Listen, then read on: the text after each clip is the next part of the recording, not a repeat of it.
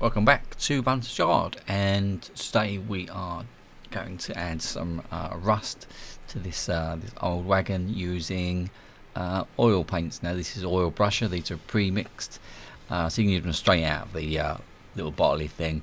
The brush is a bit big, so we're just going to drop a little bit into this onto the palette, and we'll use a finer brush. So we've got two colours primarily going to use today. This is the light rust, and then we've got dark brown to follow afterwards, and then there's a touch of ochre at the end.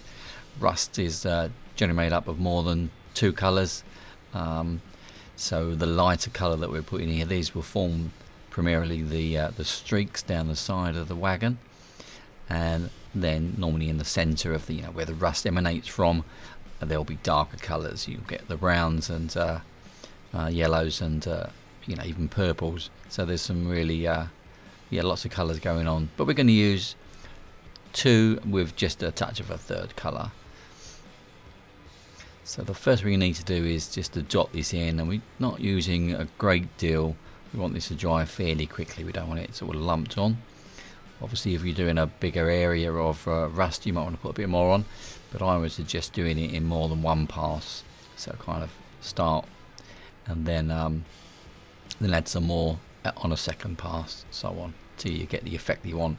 And the most difficult part of this first part is to actually make them look random, because you start to see patterns in the end, so we just need to be careful of that. And also with your brush, try and rotate the brush or move your sort of the position from your wrist, so that the brush stroke doesn't look the same. So we've got the flatter brush here. This is a softer brush, which is dampened in odourless thinners. I'll put the link down below to these as well. People ask what I use for this. So odourless thinners, and just very gently we're going to brush down. Now what I tend to do is just to touch the dot of paint, and that just gives it a second just to reactivate, to become sort of workable again, and then just drag it down. We're doing this ever so gently. I can't explain how gently we're doing this. And then if you've got any bits that don't look quite right, if you're working from a funny angle like this and the streaks are not completely vertical, you can just put a little bit more thinners on your brush, and then you can wipe the streak away, or you can modify it to make it look straight. So we're going to go all over the panel and just gently drag down, keeping the brush not too wet. Now if you use it a lot wetter, you'll see in a bit you get slightly different effects, and I'll show you that in a sec. But this is really barely, it's barely wet. It's very just mildly damp. I think that's the phrase we're going to use. And you can see these are forming the streaks that are running down the side.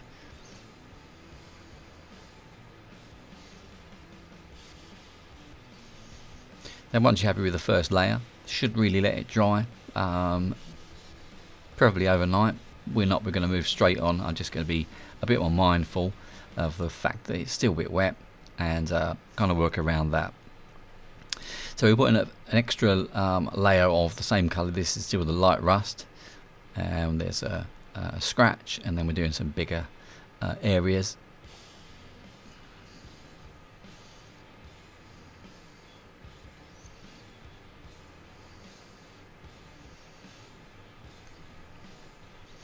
And I try to, when I do apply the rust or any effect, is just trying to kind of create some sort of backstory of why there might be a mark there, whether it's a scratch from where it's hit a fence, or around the welds, which tend to go sooner.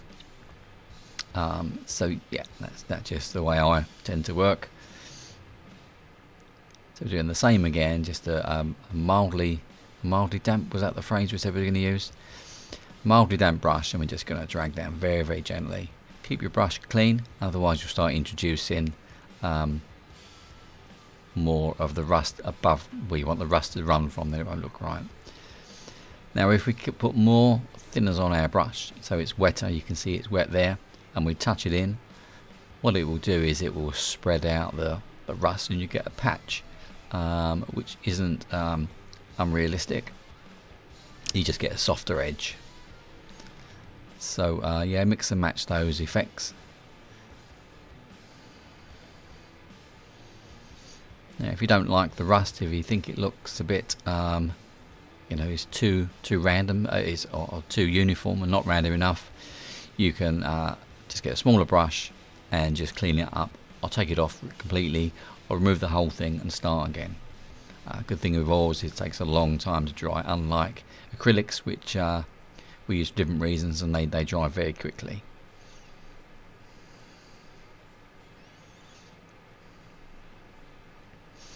So this is dark brown. Now dark brown is going to form like the center of the rust. So if you look closely at rust, it's burst through the paint and it becomes like a scab, and this is that scabby part, I guess, of our rust. Now good thing is we've done all the random work, so that's the tricky bit we haven't got to worry about anymore.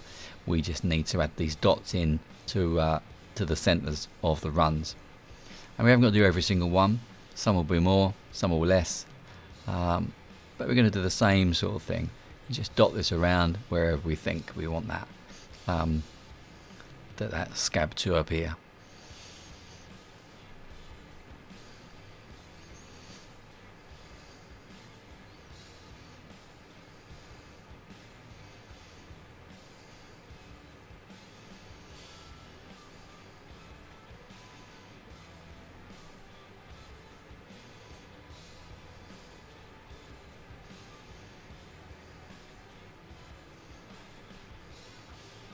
You can see we really don't use a lot of this oil at all.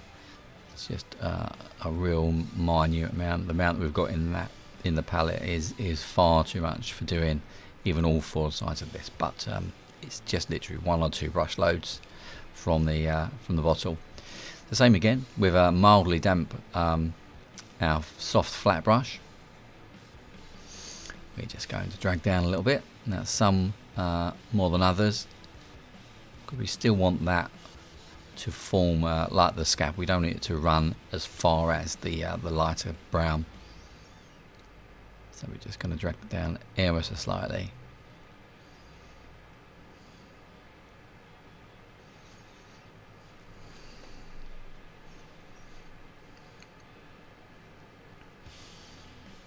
So that one we're just going to soften up a little bit.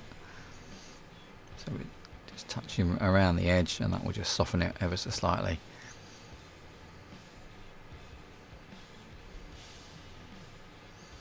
And that's it. We've put some more rust around the hinges just to demonstrate that, and added a touch of yellow ochre, and we're done. Thanks for watching. We'll see you very soon.